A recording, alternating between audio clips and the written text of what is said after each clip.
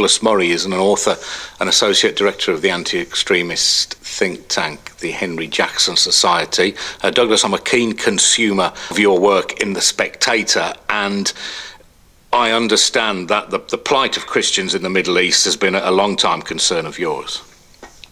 Yes, it has. I think it's a subject which should be of more concern to everybody.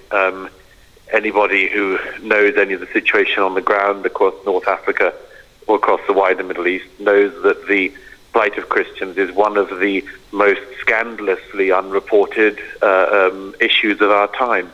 There is a form of effectively religious cleansing from across the region, and this is a part of it.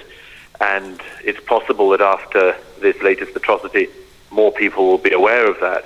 But there has to be more awareness of it, because it's been going on for a long time, and many people, including the churches, are very loath to talk about it. The Yazidis, when they were persecuted by Islamic State, there was a big outcry about that, and a similar kind of outcry up until now. We haven't really had so much from the global community when it comes to persecution of Christians there. No. There are very interesting reasons for that. One is, I would argue, that church leaders are exceptionally concerned that any statements they make may have repercussions on the ground, so that a Christian church leader fears and has reason to fear that a particularly strong intervention on their part may lead to even more persecution of their co-religionists on the ground. So that's one reason why it doesn't come up. And another, I would submit, which is particularly prevalent in comparison to the example you just gave about the Yazidis, is the fact that, and I mean, it's a very crude way of putting it, but let me say it like this. When last year in Iraq there was the unbelievable actions that ISIS perpetrated against the indigenous Christian and Yazidi populations in the north of Iraq, it was very striking that it was the Yazidi situation, which was undoubtedly absolutely appalling. I mean, the worst of the things that were going on.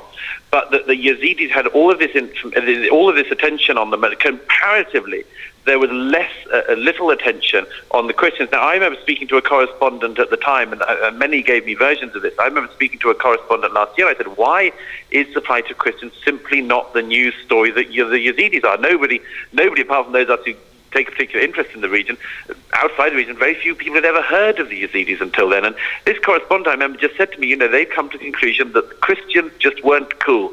It wasn't deemed to be the really interesting issue. And I think there is something in that. A lot of people just don't seem to care when it is Christians who are at the forefront of the persecution. But I wonder if this appalling act could be a game changer, to use an appalling cliche. Perhaps this might focus minds. I think it'll focus minds for 24 hours until the next atrocity somewhere, maybe in Europe, maybe in North Africa, maybe in the Middle East. We live in an incredibly forgetting news cycle these days, in a time when people don't want to add things up together. Sisi himself, General Sisi, the leader of Egypt, of course, at the end of last year made a very important interjection to the scholars of Al-Azhar, the main center of Sunni learning in the Muslim world, and told them, we have a worldwide problem of radical Islam and it needs to be sorted out by the scholars and so on.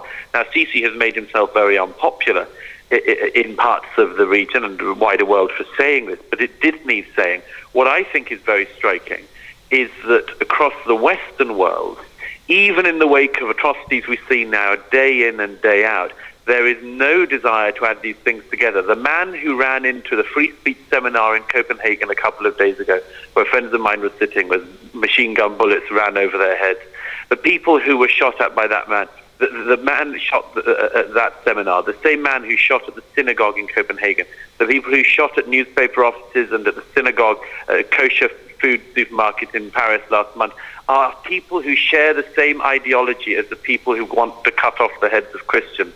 They're the same people who persecute moderate Muslims.